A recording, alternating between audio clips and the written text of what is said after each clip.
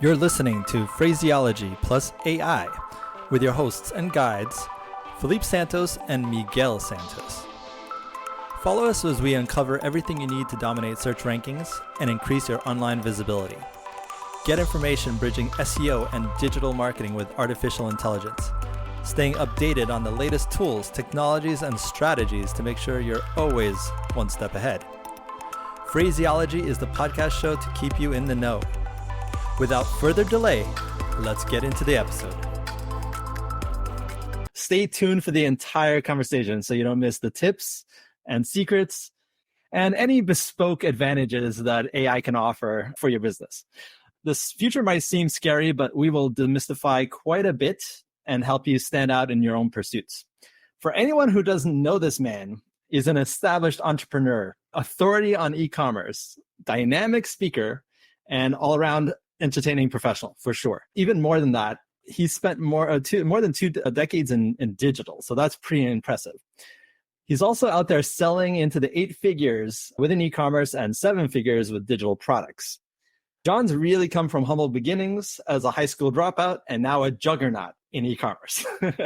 I'd also like to kind of say this because I'd be at a loss if I didn't mention that John's pretty much everywhere, expressing and giving out expertise and giving out advice and kind of working with some of the most notable companies.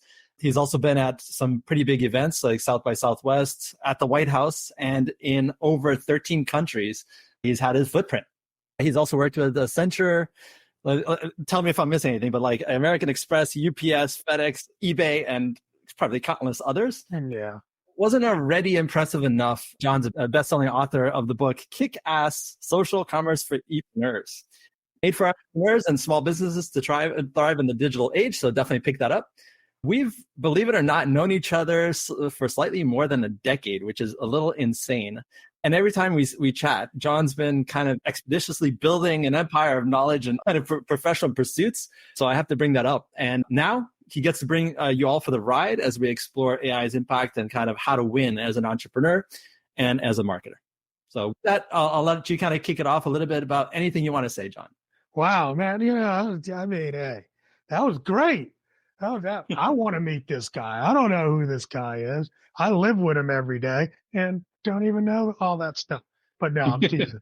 No, I mean, hey, I'm just an open book. I'm really here just to hopefully set aside some of the fears and trepidation or, the questions that people have when it comes to AI in our field of e-commerce. Whatever you want to talk about, let's just jump in. I don't care. Sounds good. Well, yeah, I've always known you to kind of like really be on top of your stuff and really know exactly what's going on. You've got like that pulse in check. So I guess let's start from the fundamental changes in e-commerce from AI. I think that's a good section to like kind of start this off, some of the thinking that might help others. And one of the first areas I think I'd like to concentrate on, kind of think about is maybe some of the top 5 uses maybe that you can think of that, SMBs can use with regard to AI right now. Yeah, sure. Here's the thing, man, especially in our, a lot of times when I'm talking AI, I'm talking to general small business people, right? But since this audience is mostly e-com, right? So here's the deal. We've had AI in e-com forever, right? I mean, literally, if I had to think of an industry that grew up with AI, it would be the e-commerce industry, right? And what do we think about it, right? Personalized product recommendations.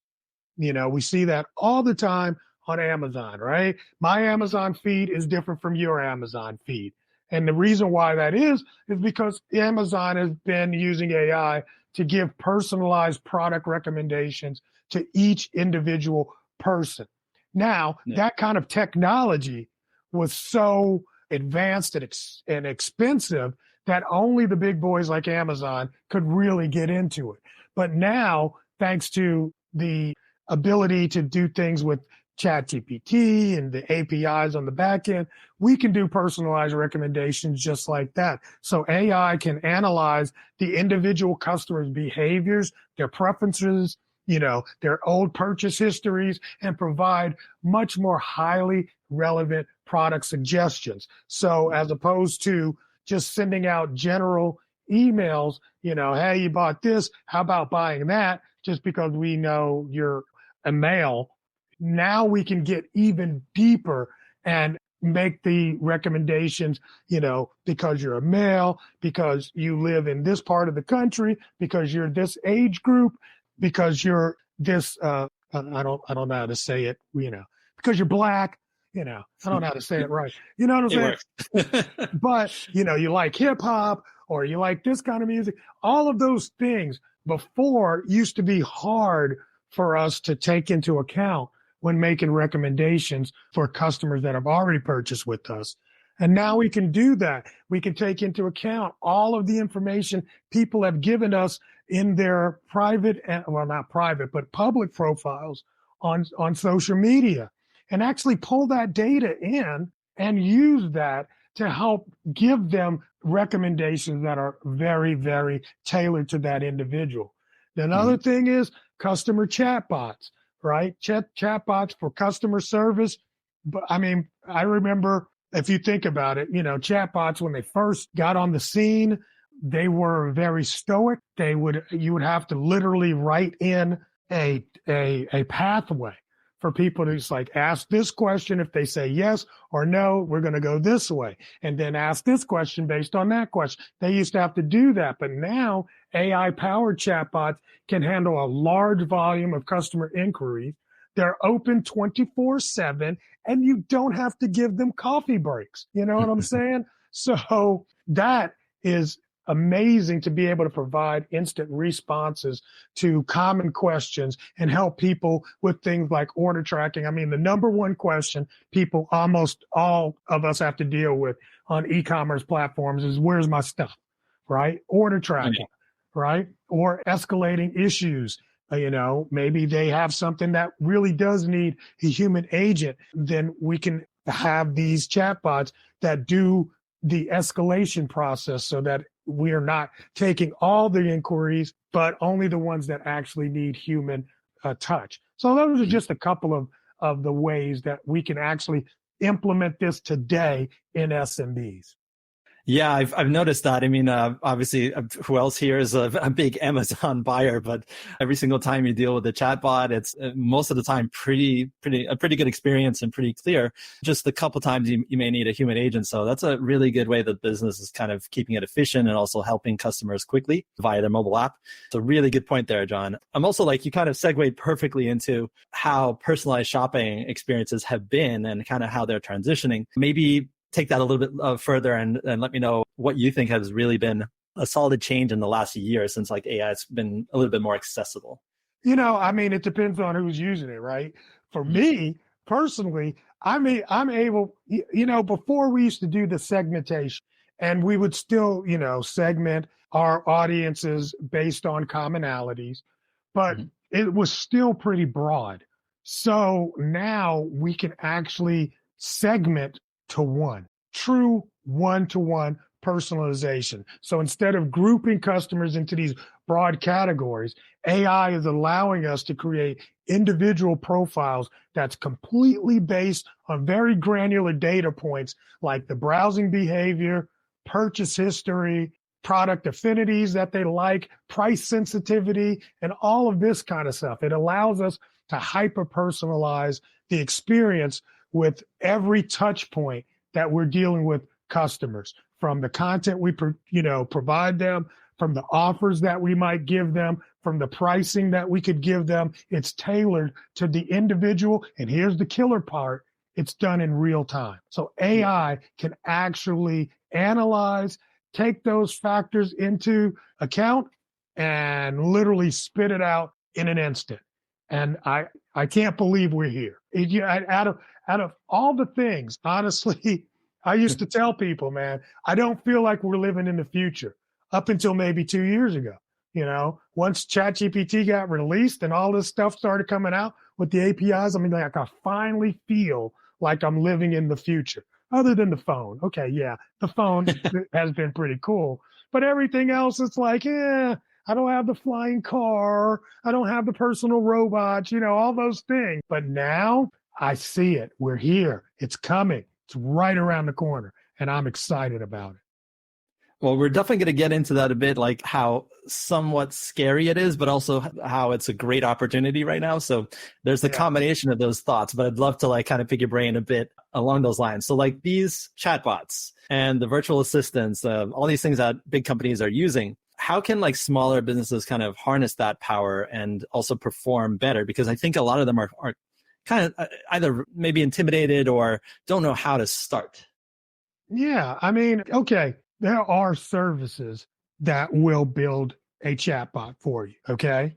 Chatbots and virtual assistants used to be seen as a tool that only large enterprises could actually afford. And now it's become very, very accessible to businesses of all sizes. And that's really thanks to the advancements in natural language processing, NLP, right? And the availability of affordable AI platforms. So what used to cost thousands of dollars, you can probably get built for a couple of $200-300 to have a chatbot on your site that's trained only on your, product data and is limited to just that information. So it's not connected to any other, you can have it pull data from, its mass databases, but also you could also just limit it to just here's what, the information that you're being able to access from our website. So for small businesses, these tools can provide an always on and a scalable way to engage your customers and provide support. So I think what you really kind of want right now is a way for common questions to be answered about your products, your policies, and customer orders. If we can just get that started, I think that's the place where you want to start, right? And then after that, we can go into providing personalized product recommendations based on customer input. If they got questions, or if they're like, you can have it ask them questions about what their preferences are and then make recommendations. It can actually do that. It can help customers navigate your website to help them find what they're looking for. All kind of cool stuff that is available to us right now for just if you're tech savvy, you can build it yourself, or literally you can go out to these platforms like Fiverr and Upwork and places like that and get them built for, very low cost. That's excellent advice. And I think that's definitely a way to go if you're not technically like sound there, or if Absolutely. you feel like you don't want to mess it up. But here's the thing. Here's the thing. If you think about it, how much would that cost for you to just do that work in-house or even offshore to get somebody to answer phones for us? It used to cost us hundreds of dollars a week. And literally you take that 1 week's worth of pay and get something built that will take probably 80-90% of the load of customer inquiries off your table and also be able to help customers make better purchasing decisions. It's a no-brainer. It's time to get started, guys. Beautiful. I love how you said that. And the thing is, I think the quality of that support and that help is going to be a lot better, right? Because obviously the chatbots are getting more sophisticated. The data that they're trained on is better. And so customers will have an amazing experience. And that's, I think post-purchase or post-service, it's really important to have that kind of high quality service level. Here's one thing that I really stress. I don't like chatbot that people try to pass off as if they're not a chatbot. I think it is very, very important that you are transparent with people and let them know, hey, hi, I'm, so-and-so, your AI chatbot. And that automatically sets people at ease and they know what to expect. And anytime inside of, that experience, you can give them an option to, drop out and wait for a live customer support agent. That really changes the whole game, but if you're trying to pass off your chatbot as if it's a real live agent, you're asking for trouble there. Yeah, I love that distinction. It does matter. And when you think you're talking to a person and it's not, and you can kind of tell at some point during the conversation, it's like, oh crap. Yep. You lose credibility. Great You point. lose Great point. credibility.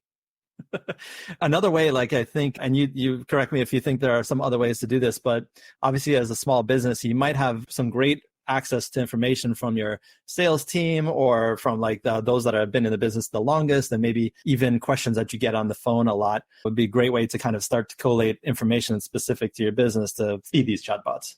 100. And I mean, another thing is too, if you start recording these calls, right, with your live agents, when we start using that to help train the chatbot. Beautiful. Yes, that's a great point. Awesome. Well, look, we're going to take another track on this same kind of line of curiosity. How can we kind of use our behavior and natural inclination in terms of like visual search and related technologies? Is there anything that we can do there?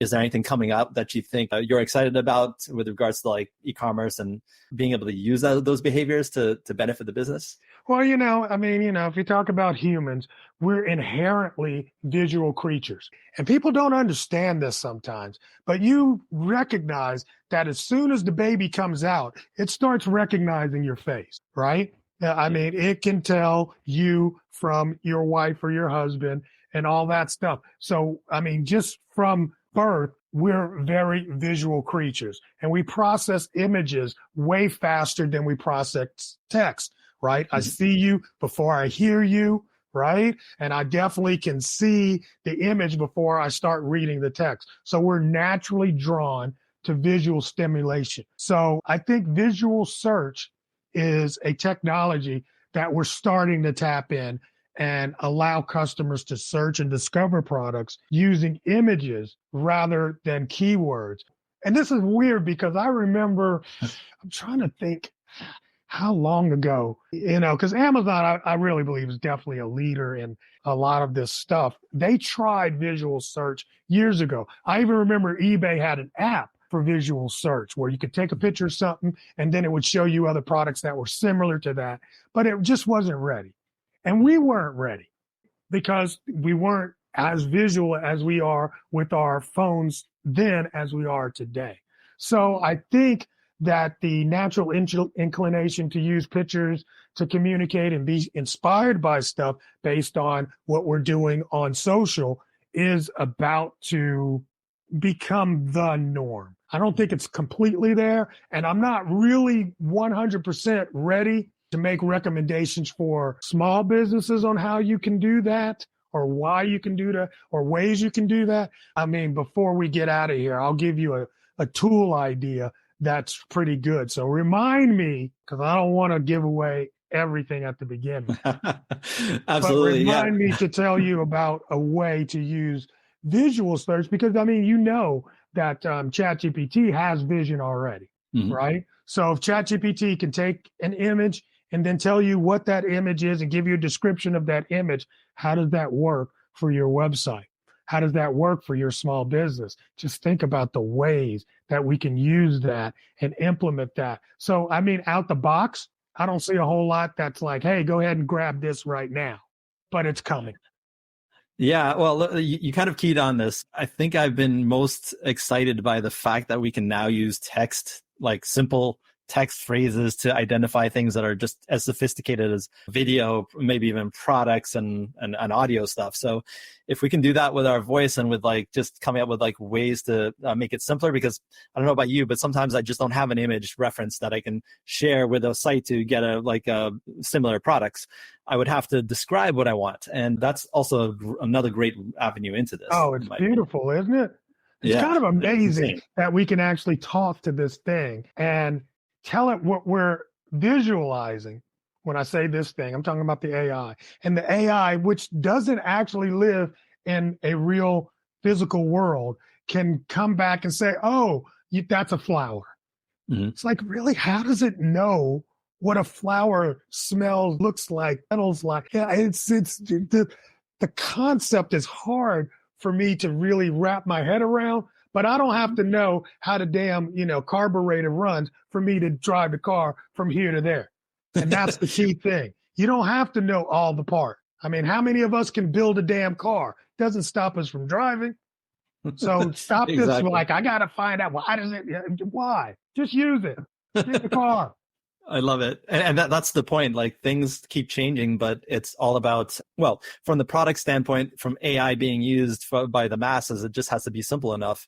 And Yeah. really, like that's what happened with phones and calculators, right? Like we were using other ways of calculating and doing math, and we were doing other things besides using a phone. We were just using for voice calls, and now we can use it as a computer. So Yeah. Yes. Awesome. so we'll switch gears a little bit and start to talk about a little bit more of the now. So what have you seen in terms of where we are, what works, and how do we create new opportunities? Because we're talking to people who are entrepreneurs, who are small businesses, medium-sized businesses. What can they do now to start to just be more comfortable with the tech and move forward? To be more comfortable with the tech.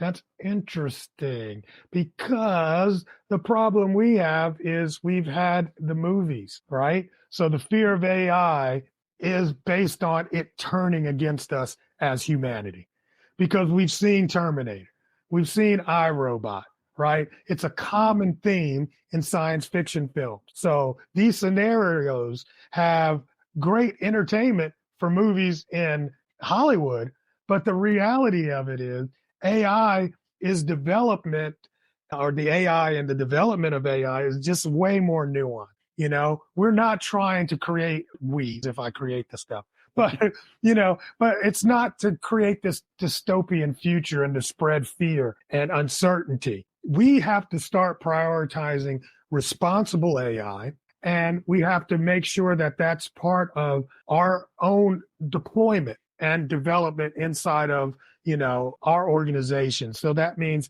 designing AI systems with clear ethical principles, right? If you think about when we developed email, it took a while for us to get to the point where we had these ethical principles and human values in mind. If you remember, man, we used to get it was like the Wild Wild West. So we're going to go through a little bit of that with AI systems, because as we start bringing it online, there's going to be things that's going to pop up that we're going to have to get some guardrails around. So we need to have that. As I talked about earlier, we have to have the transparency when it comes to AI and the decisions that we make and how we use it. Of course, there's going to be government frameworks that's going to regulate to prevent the misuse of AI. And I think one of the most important things is the understanding of what AI is and how we should trust AI. And the deal is there's a balance that comes with tools. So if you think about, another AI tool that we've been using for years is called Google. There's no operator in the back end. When you type something in, she's not reading it, he's not reading it, and then saying, oh, let me look that up for you, and then come back.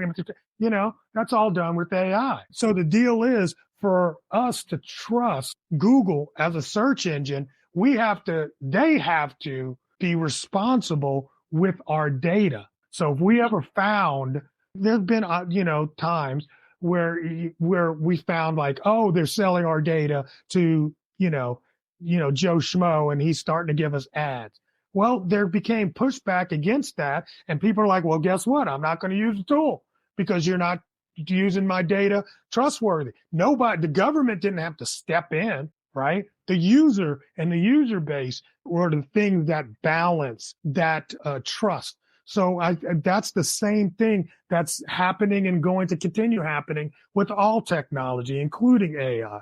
So the fear, I think, is a little overwhelming. It's very powerful, but we have to understand that the foundation has already been here. We already are doing all kinds of things with technology, and AI is just another layer of that technology. We trust our phone not to, give away the data on the phone to somebody that doesn't have our thumbprint. We're already here. And those same things are going to, translate into this new form of tech, which is AI. Couldn't agree with you more. I mean, it's interesting because we talked about the virtual assistants, right? And all these things are here to help us, but obviously it's a little scary because they are doing things that we never expected the machines or computers to do. Oh, yeah. And I think that's what it is, right? Same thing with us moving from horses and buggies to cars, right? Yes. It's the same thing, except on a whole different level and a whole different scale. But that being said, and a whole different speed. Yes, it's a little scary. The speed is probably the scariest thing. You really have to. I get it. Yeah. So, but here's the thing: the nature of humans is such that we will be able to maintain. We'll be able to keep up. I mean, if history is any indicator, humans are going to be okay. Absolutely. Yeah, if history, and it should be. So I think it should be. I mean, what else we got to go off of? Well, look, we have big creative minds, and that's why we think about the worst case scenarios like the Terminator 2s, Exactly. That's exactly it. Oh my goodness. But yeah, so I wanted to go back a little bit to the track that we were talking about, like virtual assistants and using technologies like that. I'm curious from your take and from kind of learning what's happening now. Do you think augmented and virtual reality are kind of ready for small and medium businesses to use, or you feel like that's something that's kind of being developed now and it's just not there yet? Oh no, I think it's ready right now. So I think so like one of the biggest pushbacks I always hear, people go, what about if they steal my data? I'm like, really? I mean, what data do you really have that's so important that we got to wall it off? I mean, really, realistically in our businesses, very little, right? Very little is the data that we have in our business so amazingly transformed. So I think part of it is our ego. We just think we're just so brand new. But in reality, I don't know. Is this for children? Is this for children? Yeah. Oh, we're kind of keeping it a little PG. Okay. PG, that's crap. How about that? That's bull crap. That works. Well, we have to get over some of these, fears that we have. Most of us, all right, don't even create our own product. We're not manufacturers. There's very few people that I've ever met that manufacture in the e-commerce realm that manufacture their own product. They take that product idea, if it's their own product, they take that product idea to somebody else to manufacture. They share that idea with them. Those people start making the product for you, and then they send it to you from offshore a lot of times, right? Scary thought, isn't it? It would be, wouldn't it? Yeah. It would be. And here's the funny part. What I've just expressed and explained is probably just a small percentage of the 100 businesses that I'm thinking about. That might be 5 to 10 of them. The other 90% are just finding other shit somewhere else and putting their name on it. They're calling it private label. What's private labeling? Private label is just like, I snatched a label off of this cup and I put my own label on it. And that's what a lot of people are doing. And what that entails is they haven't put in any extra to the process. They haven't actually added any value.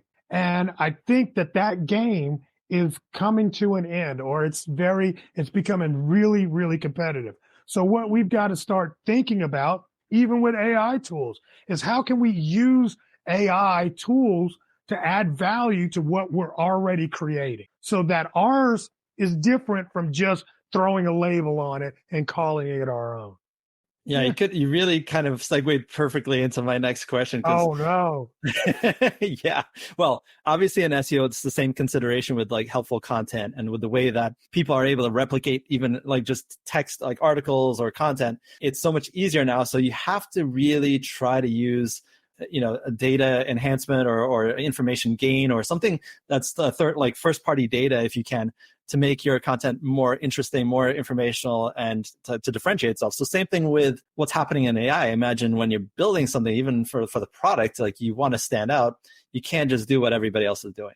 Absolutely. So that kind of drives me into this question, which is with the thousands of different generative AI tools kind of emerging, and trust me, there's a lot. I think I've seen at least 2,000 of them out there. That was last week. Yeah, that was last week. Exactly. Now it's probably doubled. What are the best ways that you like, do you think that we can kind of ground ourselves and develop clarity and kind of avoid getting paralyzed by indecision, because there are so many options? And like, what do we set as our criteria? And from an e-commerce standpoint, from a business standpoint, maybe some of the considerations that are like more important for this audience to know, to kind of understand. Yeah. I mean, the generative AI is both exciting and overwhelming at the same time. So what you want to do is, avoid decision paralysis. And that's what a lot of us have. We just don't know which way. We're like, I don't know. Because given too many decisions, just the natural inclination of people is to not make a decision, right? Mm-hmm. If I've got too many pathways, I'll just sit on the bench. So what you want to do is start with your goals. What are your defined goals and use cases that you want to have, and do that first before you start even evaluating tools? What content do you need to generate? And then for what purpose? That's one of the things. So, if you're looking at the tools, you want to do that based on first, what's the quality of the output? What's the ease of use? How easy it is going to integrate with our existing systems? And of course, the cost. And then after all those things, you want to pilot test it before committing, because there's always, that's the other thing too, there's always going to be something else new. And I mean, that's what keeps you in business as SEO, is because it changes constantly. So much, in fact, that I need to hire somebody like you, right? Or engage somebody like you to help me keep up with the changes, because on the back end, I already know what I need to do. My thing that I'm good at is finding good opportunities with product. So I need to do that and then find the tools or the service providers that are going to help me on the back end. So you take that time to evaluate all of the goals and your use cases first before you even start getting out here, right? And then start with just one or two things. Start small. Don't try to do an overhaul. I just got off a phone call with a client, right? And this is interesting because I'm sitting here and I'm talking to her, and this might be relevant. If I get off, that's me. I just bring me back. You're good.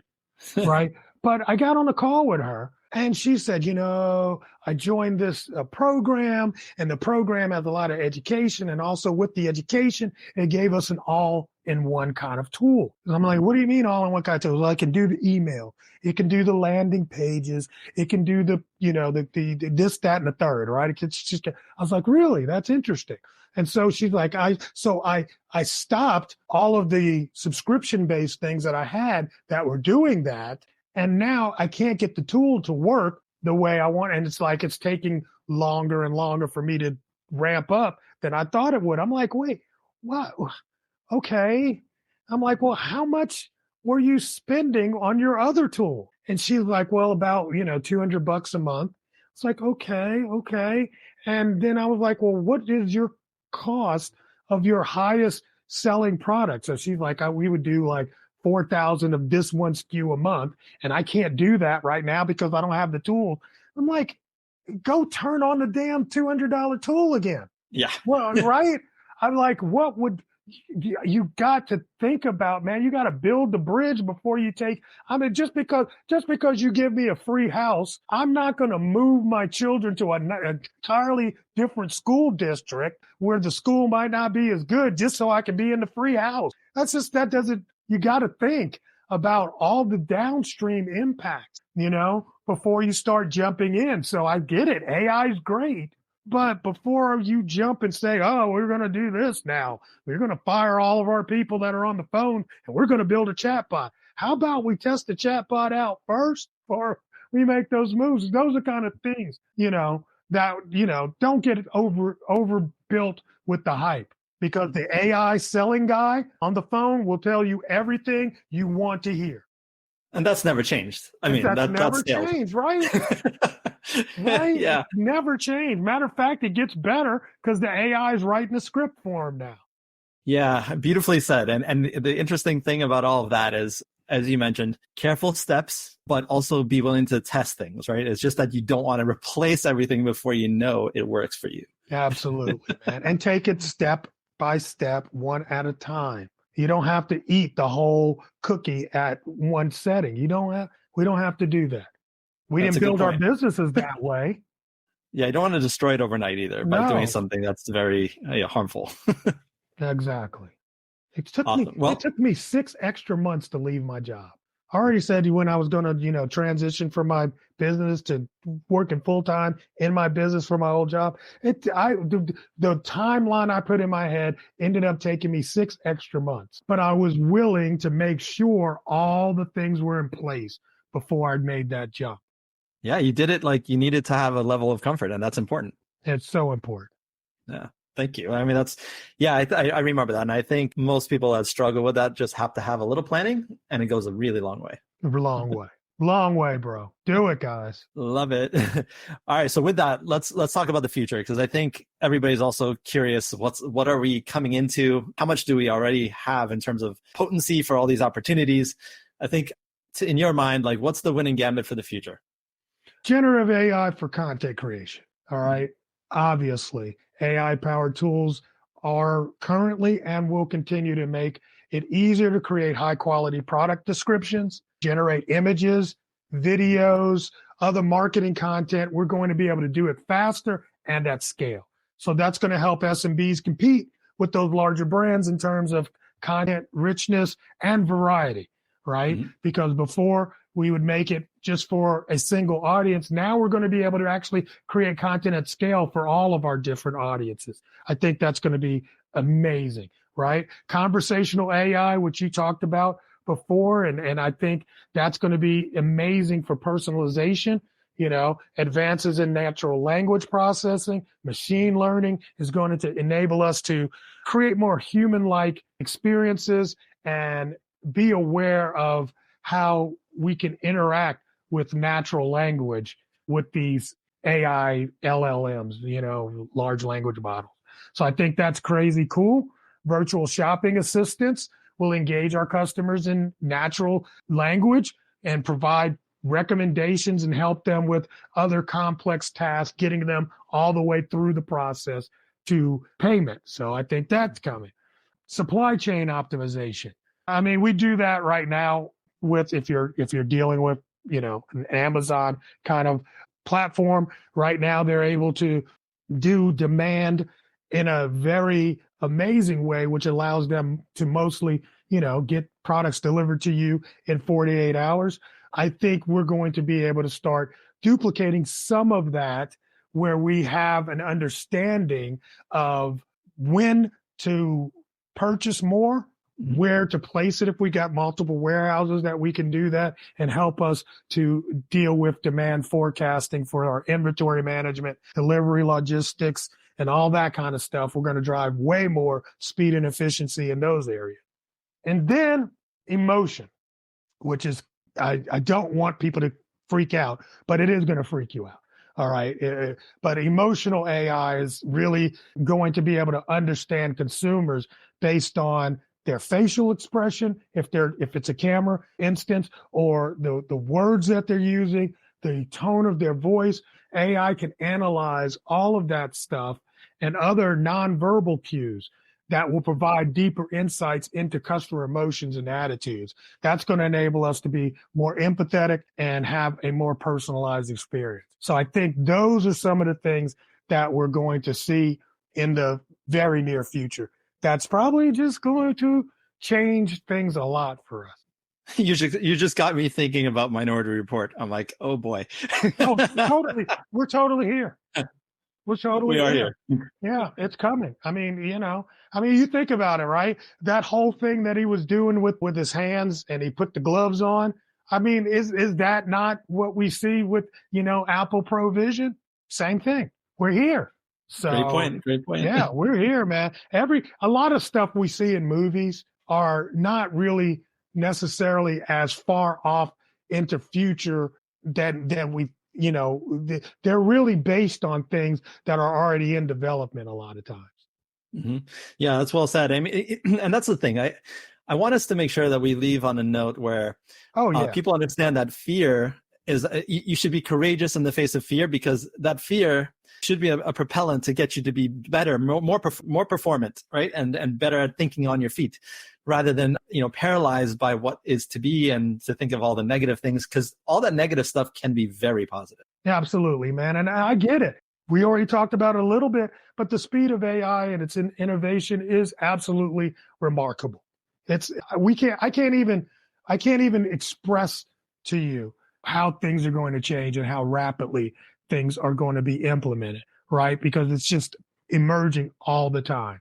But the key for small businesses is to stay informed about the advances and to experiment with applications that make sense and align with your goals and your customers' needs. If you do that, you'll stay above the fray, all right? At least have our head, above the water, so we're not being drowned out by all the competition. And it's going to come.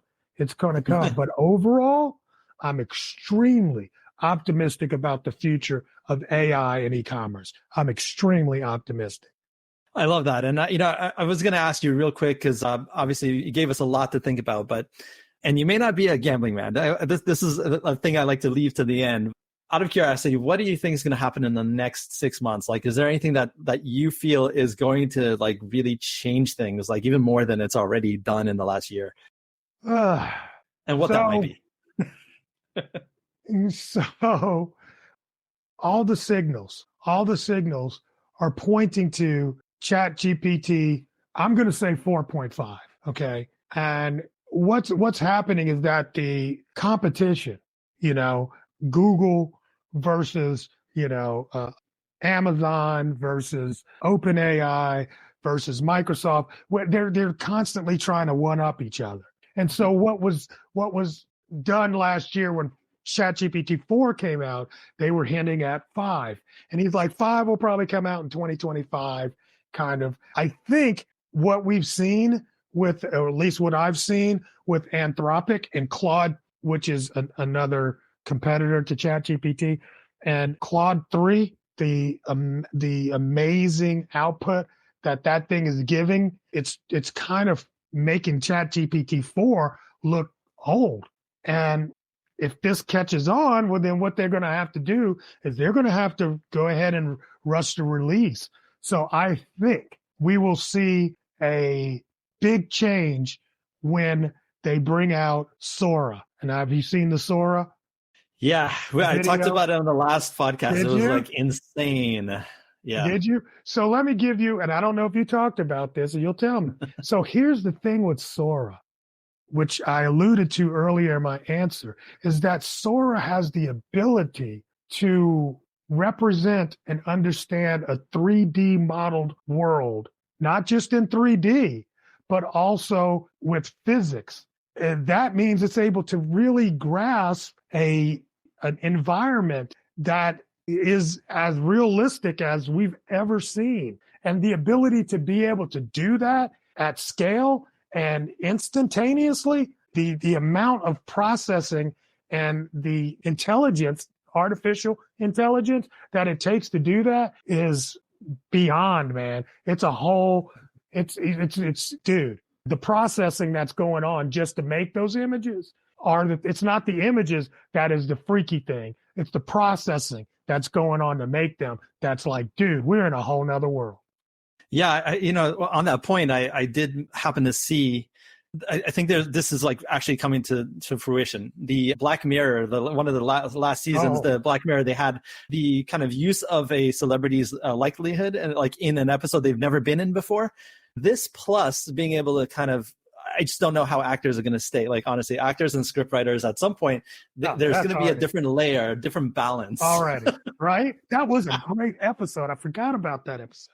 It was an excellent episode. It was. But, I feel like we're going to figure it out. We're going to figure it out. And we will figure it out. But I mean, here, I live in Atlanta, and, one of our biggest industries, of course, is the Hollywood industry. And we had, Tyler Perry, who had an $800 million plan to expand his studio. He's like, after seeing Sora, he's like, no, we don't need that.